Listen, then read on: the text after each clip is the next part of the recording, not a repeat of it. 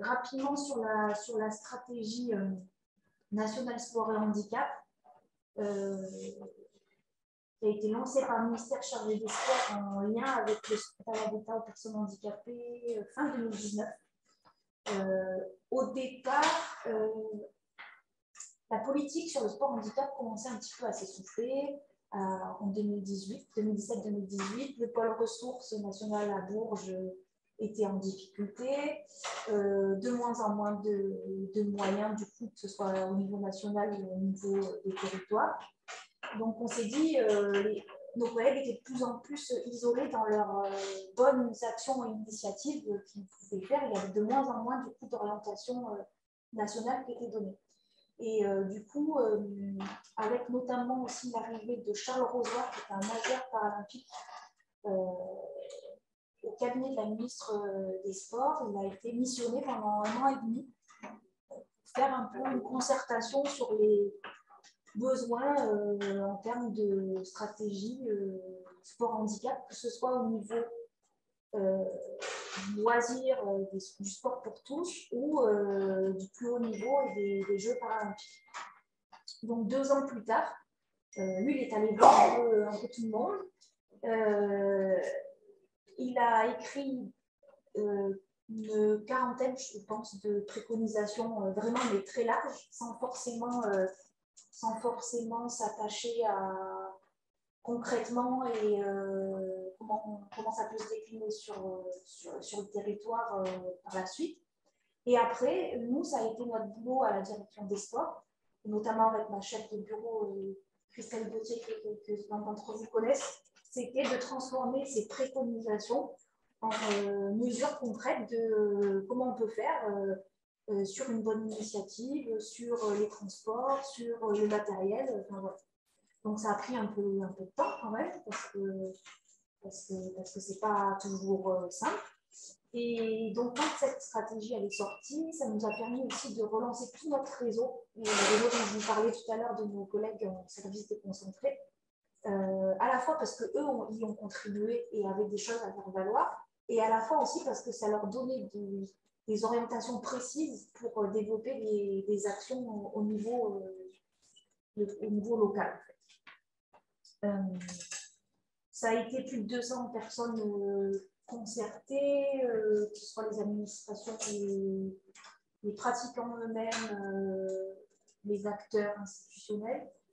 Et il doit y avoir des chevaux pas loin. Les principes de la stratégie, c'est qu'on a voulu placer le pratiquant au centre du truc et pas dire nous on pense que ça c'est bien pour lui et du coup on va faire ça. C'est pour ça qu'il y a de nombreuses personnes en situation de handicap qui ont été associées. Cette stratégie, vous l'aurez, je l'ai mise en lien dans la diapo. Ça ne cible pas des types de handicap des jeunes ou moins jeunes d'ailleurs, particulièrement par rapport à un type de handicap parce qu'on ne pouvait pas, c'est quelque chose qui est assez universel pour tous. Par contre, on peut trouver après des adaptations, par exemple, je pense aux troubles du spectre de l'autisme, sur lesquels on avance notamment avec nos collègues concernés de la délégation interministérielle. Est-ce que je peux juste... Justement, je pense que les troubles de l'autisme, nous, les enseignants de BTS sont de plus en plus confrontés à l'accueil de jeunes avec ce genre de troubles. Et qui sont parfois en manque de savoir-faire sur comment est-ce qu'on les accueille, comment est-ce qu'on intervient, comment les formes de groupement avec les autres, comment ça s'organise. Voilà, donc peut-être que si on peut avoir des contacts, quelques informations par rapport à ça, ça pourrait aider. Bien sûr, et même, il faudra y réfléchir, mais on pourrait imaginer une petite intervention avec des collègues, soit des centres ressources autisme qui peuvent donner des clés, des outils. Voilà, c'est tout à fait possible et en plus super intéressant. C'est vrai qu'en plus, on y est de plus en plus confronté, que ce soit, je pense, en tant que dans vos métiers de tous les jours, aussi parce qu'ils sont de plus en plus diagnostiqués et qu'on met un nom sur ça. Et encore aujourd'hui, il y a d'ailleurs, c'est un des axes de la stratégie d'autisme, c'est le dépistage précoce. Voilà. Parce qu'il y a des gros enjeux, évidemment, sur les tout petits. Et on sait qu'on passe à côté de quelque chose si au bout de 4 ans, le gamin n'est pas diagnostiqué. Donc, mais c'est un travail énorme, mais en tout cas, justement, que ce soit la pratique de l'EPS ou du sport d'une manière générale, peut avoir des vertus très intéressantes. Et d'ailleurs, je vous ferai aussi passer, si ça vous intéresse, il y a une étude qui est en cours, une étude scientifique en Seine-Maritime, justement, qui vise à prouver les bienfaits de l'activité physique, on est sur l'activité physique pour les jeunes avec TSA. Parce qu'on se rend compte aussi que pour aller chercher des moyens pour convaincre les parents, eh ben, on manque de quelque chose d'objectif pour prouver que ça marche. Et en plus de ça, les parents, souvent de gamins qui ont un trouble du spectre de l'autisme, ils ont tellement été confrontés à des difficultés, des rejets, des refus, que finalement le sport, c'est bah non, mais ça ne marchera jamais. Et du coup, il y a un travail d'accompagnement qui est très important autour de ça. Donc voilà. Je reviens sur le libre choix du pratiquant, parce que ça nous paraissait important. Je parlais tout à l'heure des établissements, il faut mettre les enfants dans le milieu ordinaire, il faut que le milieu ordinaire s'adapte, etc. Très bien. Moi, j'ai un contre-exemple.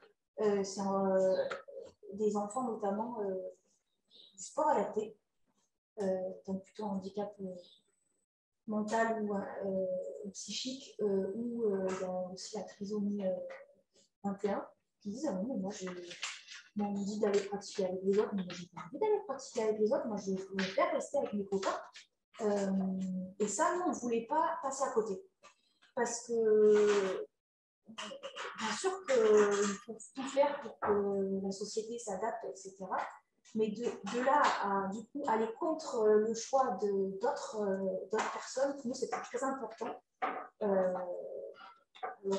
Parfois ça peut animer des débats, notamment avec d'autres collègues, par exemple du secrétariat d'État aux personnes handicapées.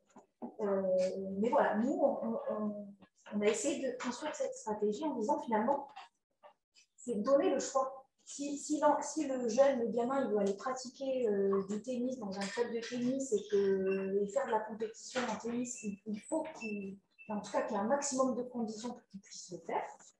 Si par contre, il préfère être au sport adapté, avoir des compétitions adaptées à son handicap parce qu'il préfère être entre pairs, on doit pouvoir garder cette possibilité aussi. C'est pas dans la mise en œuvre concrète, c'est pas toujours évident parce que là, si on revient par exemple aux délégations, on aurait tendance à aller vers le tout inclusif dans une société, voilà, alors que le sport adapté, et en plus c'est vrai, ils ont la compétence aujourd'hui, c'est les experts sport adapté en e-sport de la pratique spécifique. Si on leur enlève l'organisation de la pratique, après, tout dépend de comment on conçoit le développement des compétences.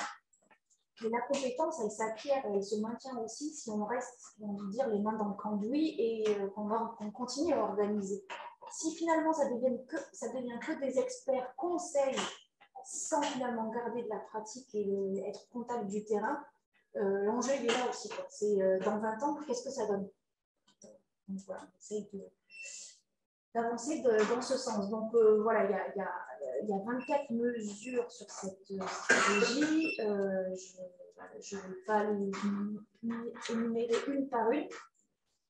Pour autant, il y a quelques-unes qui sont d'actualité, qui ont été d'actualité, notamment le développement de la médiatisation. Je ne sais pas si vous avez pu constater aux Jeux paralympiques de cet été, qu'on a quand même plus parlé des Jeux paralympiques, il y a eu des reportages, etc. Et parce qu'on pense que c'est très important pour le développement en fait, de la pratique. On a tous, dans notre enfance, été fans d'un sportif ou d'une sportive. Moi, au départ, c'était Richard Virenque en vélo. Hein. pourtant, maintenant, je fais du tennis. C'était à l'insu de ton plein gré. Je fais du tennis, voilà, c'était à l'insu de mon plein gré. Maintenant, je fais toujours du tennis aussi.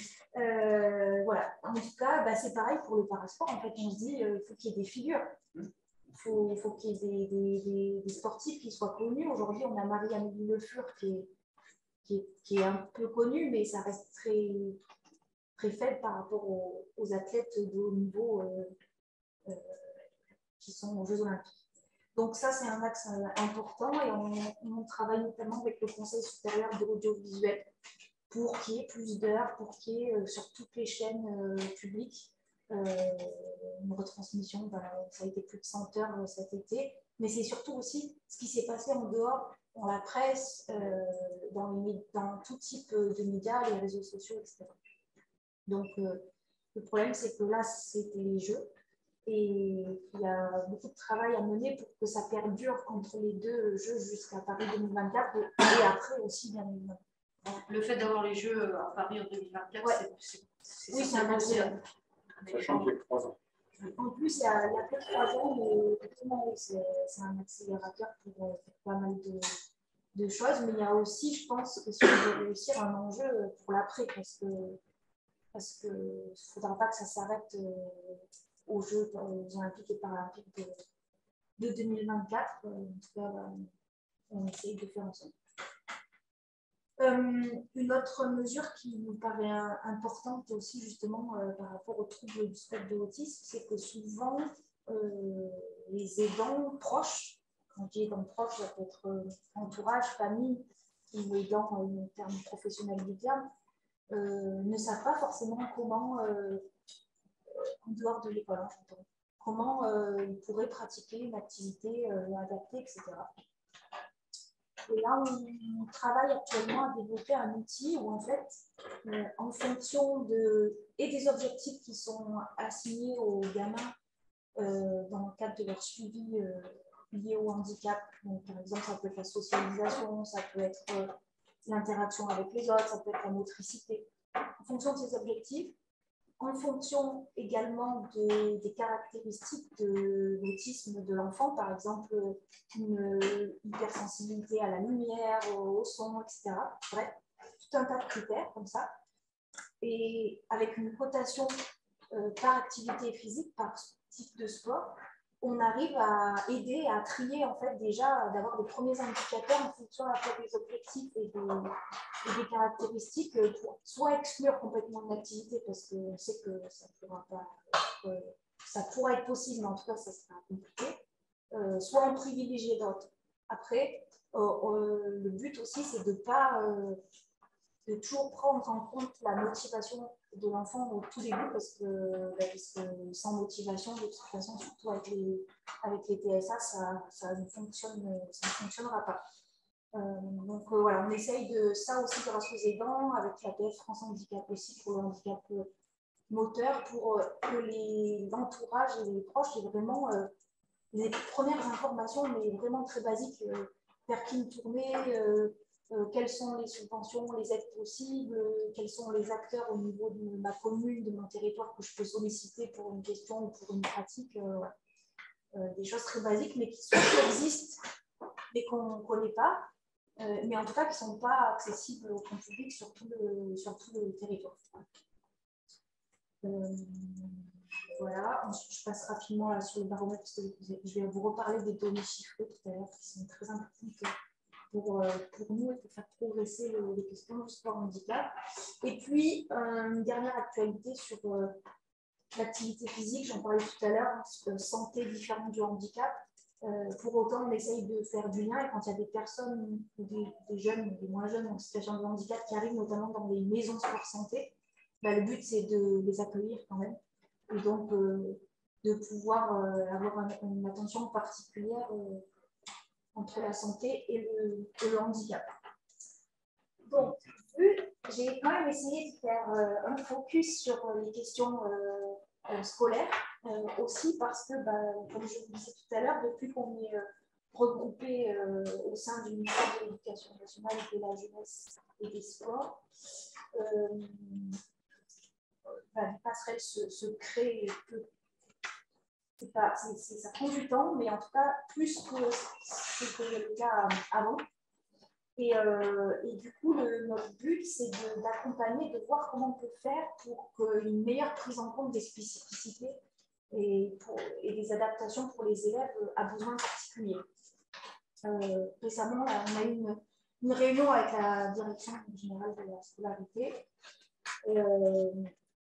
400 000 élèves en situation de handicap qui sont dans le milieu, dans des classes dites ordinaires. Et a priori, le chiffre que la collègue nous donnait, c'était 20 000 en handicap moteur.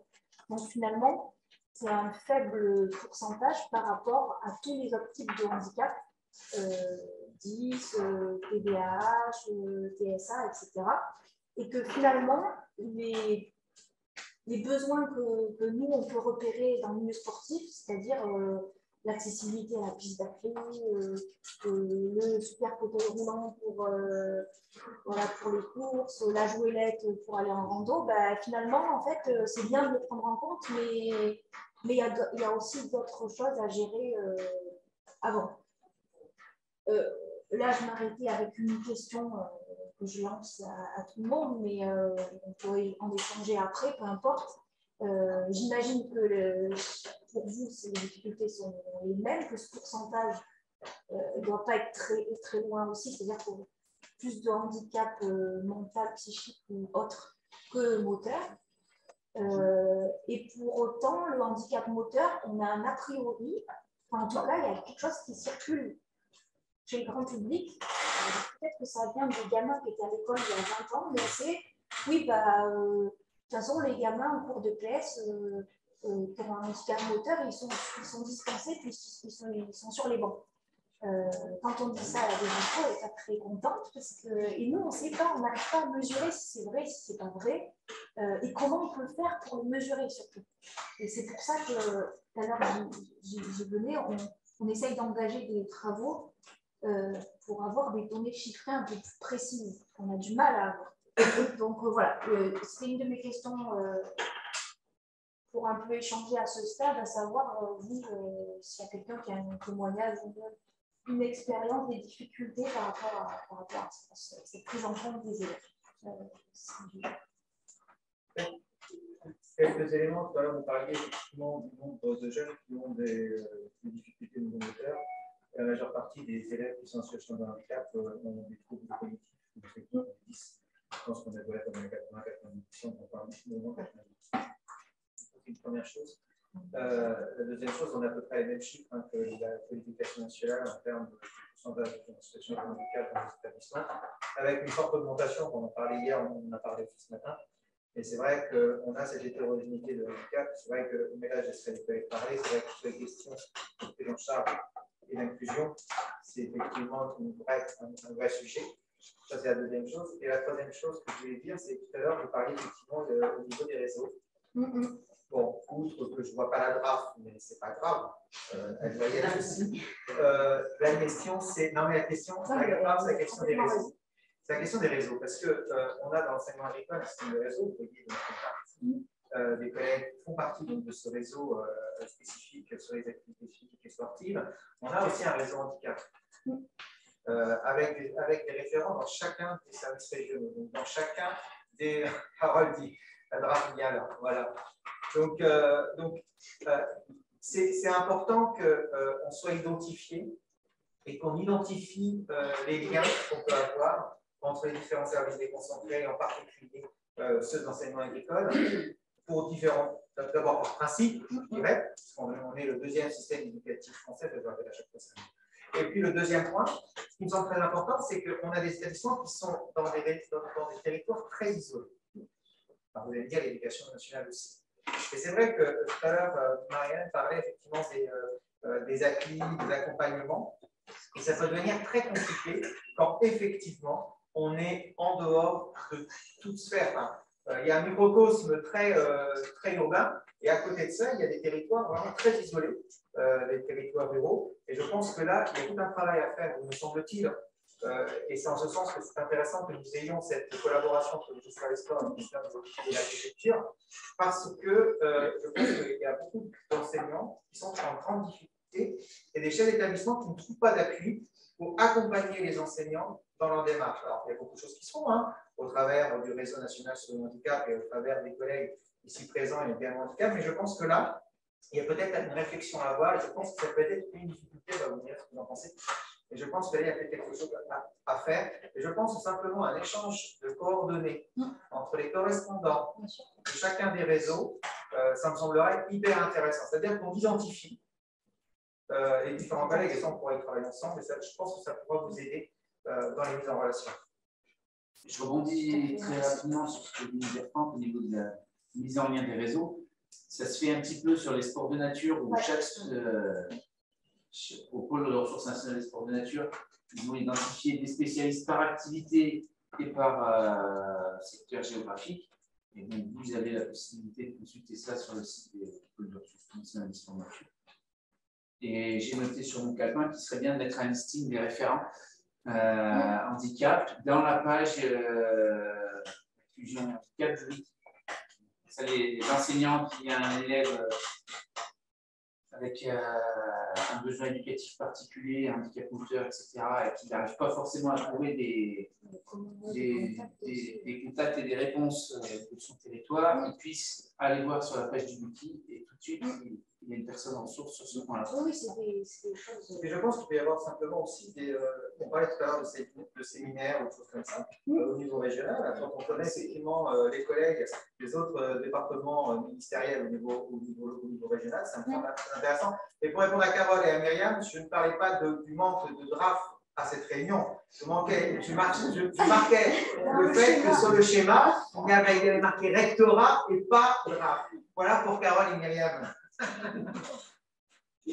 Mais c'est aussi dans le suivi, c'est-à-dire que nous, on récupère des jeunes en lycée, mais ils ont déjà des antécédents. Et donc, ils ont déjà peut-être vécu un suivi en collège, et à chaque fois, les parents ont l'impression de tout recommencer. Les étapes. Oui, donc c'est à dire la transition entre les deux. C'est ça, le suivi du jeune. Nous, on prend en charge des fois le jeune, mais on repart à zéro pour aller rechercher les contacts. Alors que il y a énormément de démarches qui ont été mises en place avant et on n'a pas. On ne peut pas être dans la continuité parce qu'on a des fois des jeunes qui arrivent d'autres régions, d'autres. Et donc, ces contacts-là, c'est du temps. Alors, là-dessus, il y a quand même une évolution importante. On va avoir dans ces quelques semaines, dans ces quelques mois, le livret inclusif, le livret de parcours inclusif, qui va permettre véritablement de suivre l'évolution, de suivre le jeune dans toute sa scolarité, et même en dehors de sa scolarité. Donc, ça, c'est quelque chose qui va vraiment être hyper intéressant parce que du coup, on aura des éléments, alors des éléments qu'on peut effectivement indiquer, hein, mais sur tout le long de la scolarité du jeune. C'est vrai que tout à l'heure, vous parliez de la précocité du dépistage, je n'aime pas trop le mot dépistage, mais de la reconnaissance. Et ça, c'est quelque chose qui est très important, mais vraiment. Parce que quand on se rend compte, alors, je vais dans l'extrême, d'un trouble autistique au collège ou au lycée, on a déjà perdu beaucoup de temps en termes de prise en charge. Je pense que ça, c'est vraiment très, très important. Et puis, je voulais simplement rajouter, je ne sais pas si vous le savez, dans l'enseignement agricole, on a une spécificité, c'est pour ça qu'on est les gars, mais ceci étant, on a une des spécificités, c'est que 2/3 de nos établissements sont dans l'enseignement privé. Et donc, c'est important qu'il y ait aussi du lien avec les fédérations au niveau régional, en même temps qu'avec les autorités académiques. Je crois que c'est important, je pense qu'il y a des collègues qui sont des différentes fédérations, et je pense que ça, c'est important, parce que c'est une marque aussi, hein, même si on a un pourcentage identique de jeunes en situation de handicap, d'à peu près 30% entre public et privé, mais pour autant, ça, c'est une spécificité qui semble intéressante aussi mentionner. Je rebondis très rapidement sur le dépistage. L'autre mot que tu as utilisé, Franck, je ne sais pas si c'est le bon mot, mais c'est vrai que. En tant que professeur de PS, je pense qu'on a un rôle à jouer là-dessus. Moi, sur mon expérience de prof, plusieurs fois, j'ai vu des jeunes, alors ils arrivent en seconde, on les regarde un peu courir, on se dit, il a une démarche un peu bizarre, et puis on lui met une raquette dans la main, il n'arrive pas forcément à faire correspondre la raquette avec le volant. point d'anticipation. Je te rassure, moi je suis exactement dans la même situation. Et je dois être en fait en situation de handicap. Il a peut-être un trouble des pratiques, il n'est peut-être pas encore repéré. C'est ça. Non, mais c'est sûr que vous êtes les premiers à pouvoir repérer.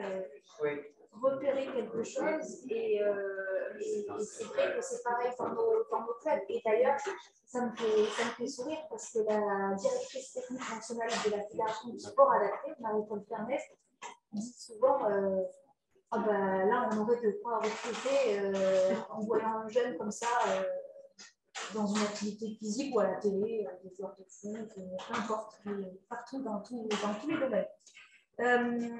Du coup, j'enchaîne sur nos actions qu'on engage.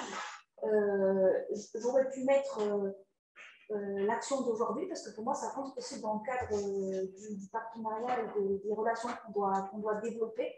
En tout cas, voilà, on s'est dit qu'il fallait qu'on planche sur la sensibilisation, en tout cas, à la fois des professeurs d'EPS, mais surtout des AESH qui accompagnent au quotidien les enfants.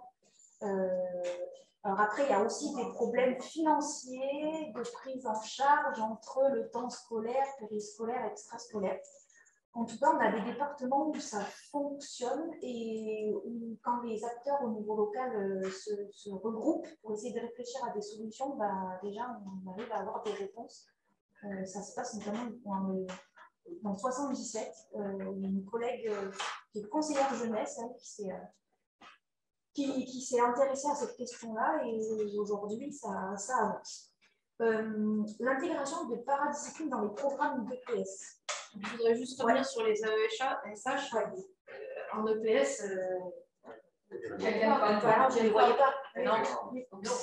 Voilà, ça montre aussi qu'il y a un travail à faire en fonction des disciplines sur l'accompagnement un peu global.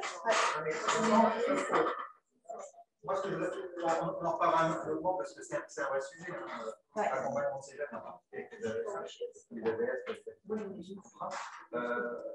la question, c'est est-ce que dans le cadre de la notification MDPH, la partie EPS est inclue ou est-ce que, ne pas savoir comment faire, l'AESH ne vient pas dans le cours de PS. Parce que je ne vois pas pourquoi il irait plus en cours de mathématiques qu'en cours de PS. Parce que je pense que là, il y a une vraie. Je ne vais pas revenir sur cette question-là, parce que ce n'est pas le sujet, mais une vraie question de pilotage. Parce que c'est un vrai sujet. Enfin, je veux dire, s'il y a une notification MDPH, et là, je prends ma casquette ministère de l'Agriculture, et voilà, on doit appliquer la notification MDPH. Je ne dis pas que c'est simple. Je dis qu'à ce moment-là, il y a quand même une formation de 60 heures pour les AESH qui n'ont pas la certification ou la diplomation qui va bien.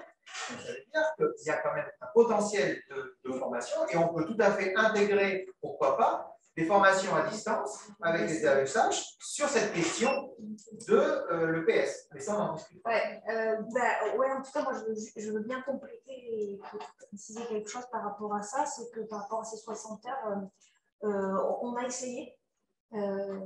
Pour le moment, je pense que c'est trop frais et la mise en place de ces 60 heures. Et pour essayer de répondre à la question, même si je ne suis pas sûre d'avoir complètement la réponse, mais je pense qu'il y a un peu des deux. Il y a à la fois les AESH qui se sentent pas armés pour accompagner les élèves dans certaines situations et disciplines. Mais il y a aussi un problème de réservoir d'heures d'accompagnement. Et du coup et là, ça touche même la sphère familiale, parce que les parents, selon sa sensibilité, on va lui dire votre gamin il peut être accompagné en mathématiques ou en EPS.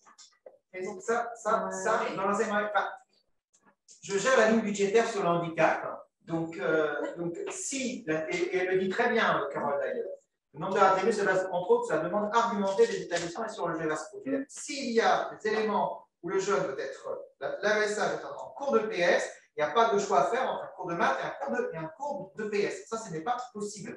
Parce qu'on répond aux besoins particuliers du jeune en situation de handicap. Donc, étant référent sur la ligne budgétaire, vous assurez que la ligne budgétaire handicap, elle explose. Ceci étant, ça c'est important. C'est-à-dire que des fois, on se met des barrières où il n'y a pas de barrière. Et je pense que ça, c'est un vrai sujet. Et je pense que le rôle, je suis très content que Carole le dise, parce que je crois que le rôle de l'autorité académique est crucial dans ce cadre-là, et les chefs d'établissement en termes de pilotage, je trouve ça important. Donc, je pense que là, on a un travail à mener avec les collègues, avec Clarisse Rigaud et Laure Duret, qui sont donc les référentes, enfin, les animatrices nationales du réseau handicap, et avec Étienne. Je pense qu'un des axes qu'on va voir, on doit travailler sur le sujet, je pense qu'un des axes, ça sera peut-être effectivement d'armer les AESH dans le cadre des cours de PS. Et c'est conventionnel, il faut qu'on y travaille avec les deux réseaux, puisqu'on peut y travailler. Donc, ça va être un axe tout à fait intéressant. Souvent, c'est des représentations à combattre, des mauvaises représentations d'activité. Une fois qu'on a dépassé sur ce stade-là, c'est plus facile pour les faire venir en cours de PS. On ne leur demande pas forcément de pratiquer avec les jeunes. Peut-être que c'est ça qui aussi développe les AESH. Non, puis c'est quelle place il a? Oui, c'est quelle place j'ai en cours de PS, en cours de mathématiques ou en français, ça peut être un peu plus simple. Et c'est sur quoi nous devons travailler. On doit armer, entre guillemets, les personnels AESH sur sa place dans un cours de PS. Je pense qu'on pourrait y travailler ensemble.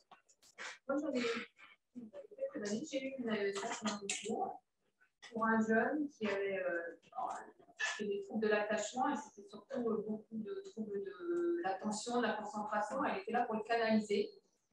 Et je l'ai eu toute l'année sur mes créneaux parce que ça faisait partie. Alors qu'actuellement, effectivement, ils ont 15 heures pour le jeune, c'est maths, français, c'est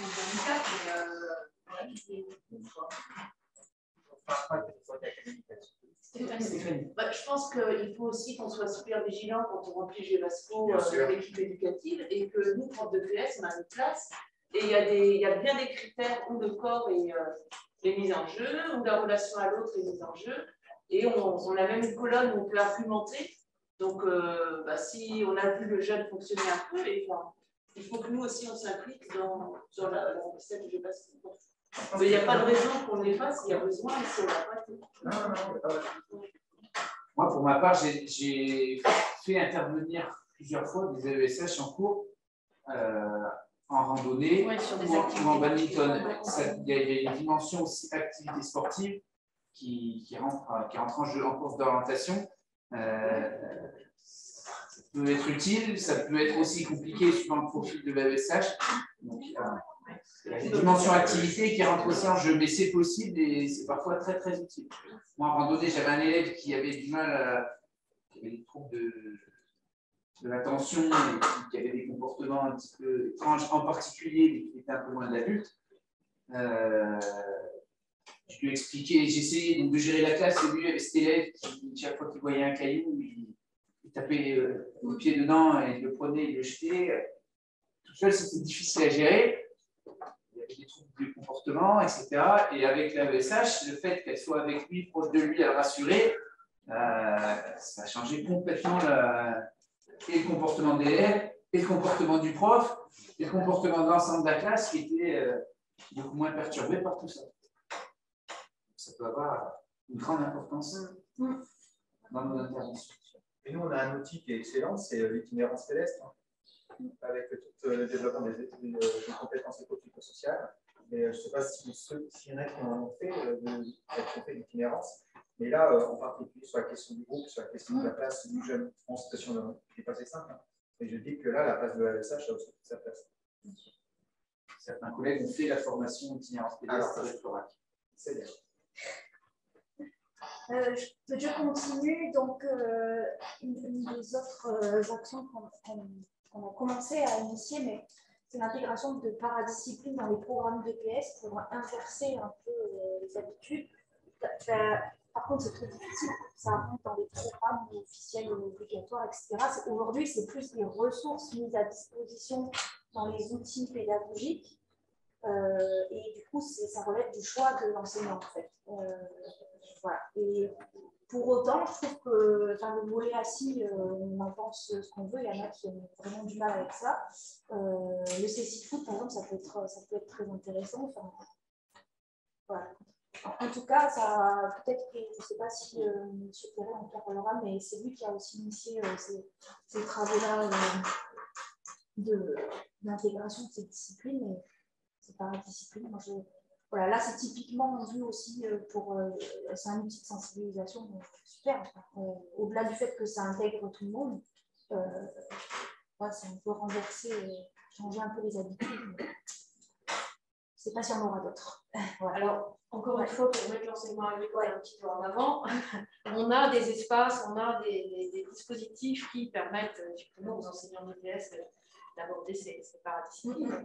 Sur la semaine santé et développement durable, sur tout un tas de temps où on peut faire venir des associations, on peut faire venir des gens en situation de handicap et qu'il y a un échange et qu'il y a une pratique mutuelle. Et oui, ça existe. La plus-value, elle est, je trouve, encore plus par là parce que c'est vrai que, après, moi, je ne connais pas le niveau d'utilisation de. Par exemple, des ressources en ligne. Je sais que nous, dans notre ministère, c'est pas trop utilisé, mais parce que c'est pas non plus super bien alimenté et revu, réactualisé souvent. J'ai cru comprendre que c'était pas le cas pour nos collègues. Donc, voilà, en tout cas, c'est une première pierre, mais ça ne remplace pas ni la formation in situ, ni un PNF avec ses questions spécifiques. Enfin, je pense qu'il y a les deux choses à faire. C'est d'abord peut-être faire ce qu'on peut là tout de suite en termes de ressources disponibles que chacun peut s'approprier. Et après, pour tout ce qui est formation, dans un deuxième temps, c'est plutôt tourner soit vers des temps d'échange comme cela aujourd'hui ou des PNF avec des formations où on rentre vraiment dans le vif du sujet. Je pense que... Ouais. Ensuite, l'adaptation des dispositifs qui sont lancés par notre ministère en partenariat avec d'autres, bien sûr. Le label Génération 2024, j'en parlais tout à l'heure, c'est pour les ESMS. Pour le cahier des charges, on l'adapte un petit peu parce qu'il n'y a pas forcément les mêmes caractéristiques qui permettent de cocher toutes les cases qui vont bien. Et vous voyez, là, un exemple type d'un dispositif du ministère, le label Génération 2024, il est parti en étant calibré sans les enfants en situation de handicap. Quand il faut retricoter à l'envers pour le réadapter au handicap, c'est très compliqué parce qu'il faut reconvaincre des acteurs qui avaient déjà signé. Oui, ça va. Et maintenant, on essaye de plus en plus de réfléchir dès le départ du lancement d'un dispositif, on l'adapte aux gens en situation de handicap. C'est le cas notamment, par exemple, de l'opération, le dispositif passeport qui permet d'avoir 50 € pour les enfants. Tout de suite, on a dit il faut les enfants qui ont l'AEH aussi, et l'AH dans certains cas. Et du coup, ça s'est lancé tout de suite, je vais dire correctement, mais parce que. C'est un indicateur d'évolution, de se dire on l'intègre dès le début, dès le lancement du dispositif. Je trouve, parce que quand on voit en plus la complexité, quand il faut relire et trop pédaler, oui, bien sûr, là c'est une évolution. Je pense que c'est une évolution positive. Et c'est tout l'esprit de l'inclusion, de la société inclusive. C'est pas si simple que ça, mais effectivement, je complètement particularité à un moment donné, c'est peut-être compliqué ensuite de rattraper le coup, entre guillemets. Et une des dernières actions qu'on va essayer de déployer bientôt, et d'ailleurs, on est plusieurs ministères parce que je pensais que le MA pouvait être concerné largement pour faire en sorte que le CPSF aussi nous aide, parce qu'il est dans toutes les régions aussi maintenant, le CPSF, avec des collègues qui sont sur le territoire pour. Tu peux préciser la comité paralympique et sportif français. Excusez-moi. Donc, du coup, pour développer, sensibiliser les élèves à la pratique, c'est vrai qu'ils sont à nos côtés pour accélérer ça et surtout être une ressource pour venir dans les lycées, dans les regroupements. Et je pense que c'est important qu'on valorise ce travail et qu'ils nous aident à faire ça par rapport aux élèves. Surtout que, je le répète, mais Marianne Villefort, qui est la présidente, elle est très sensible aux questions de scolarisation et de la pratique de l'EPS dans le cadre scolaire. Donc, je pense qu'il y a quelque chose à faire là, de ce côté-là. Certains d'entre vous, peut-être, travaillent déjà avec les comités handisport. Ouais, les comités handisport. Même s'ils ne viennent pas, ils prennent du matériel. On peut faire, oui. Moi, je fais de l'initiation de torpole. Ouais. C'est eux qui nous mettent à disposition gratuitement du matériel. Ils sont toujours prêts à mettre à disposition du matériel et des intervenants et des sportifs de haut niveau. Je reçois régulièrement des fiches actions avec des établissements qui mettent en place des actions avec les comités départementaux. En fait, c'est souvent avec tout à l'heure l'emploi sportif qualifié dont vous parlez, qui est en fait salarié du comité départemental et qui du coup peut, dans le cadre de ses missions, soit venir intervenir, soit aider pour la mise en place logistique de matériel, etc. Donc, le MAN, il n'est pas dans cette convention aujourd'hui. Non.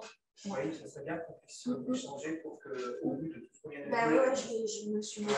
Et même au niveau des activités qui sont déjà mises en place, c'est important que nous, le ministère de l'Agriculture au niveau national, soyons signataires, qu'après ça puisse se décliner au niveau régional et au niveau local. Et donc, vous passez, écoutez, je vais vous mettre la carte, puis on pourra prendre un temps pour proposer au ministre de l'Agriculture. Excusez-moi, j'ai une question très basique, très terre à terre. Quel contact pourrait avoir un enseignant qui ne fait pas grand-chose sur ce volet-là, quel que soit le département anglais, quel contact vous pourriez donner, avoir tout de suite avec le référent local, départemental ou régional? Qu'est-ce que vous pourriez nous donner comme… Par exemple, j'en parlais tout à l'heure, le collègue qui est référent sport handicap, avant à Jeunesse et Sport, puis maintenant service départemental Jeunesse, Engagement et Sport, je ne me trompe pas. Parce qu'il y a tellement… Oui. Qui, lui, soit il pourra, de par sa connaissance et son temps qu'il a sur cette mission, directement vous répondre, soit vous vous orientez vers le comité départemental handisport, sport adapté, ou maintenant au niveau régional, les collègues qui sont référents du comité paralympique et sportif français, qui sont salariés aussi à 100% de leur temps sur le développement du parasport. C'est pareil, ce que je disais tout à l'heure, ce qu'on va faire, c'est qu'avec Étienne, on va regarder un petit peu si vous avez des listes, etc. et qu'on puisse vous donner, qu'on puisse avoir les contacts. Et en même temps, ce qu'on peut faire aussi, c'est de vous donner à vous les contacts, en particulier handicap, mais aussi les collègues, pour qu'on puisse véritablement faire du lien. Je pense que ça, c'est important. Oui, je pense aussi.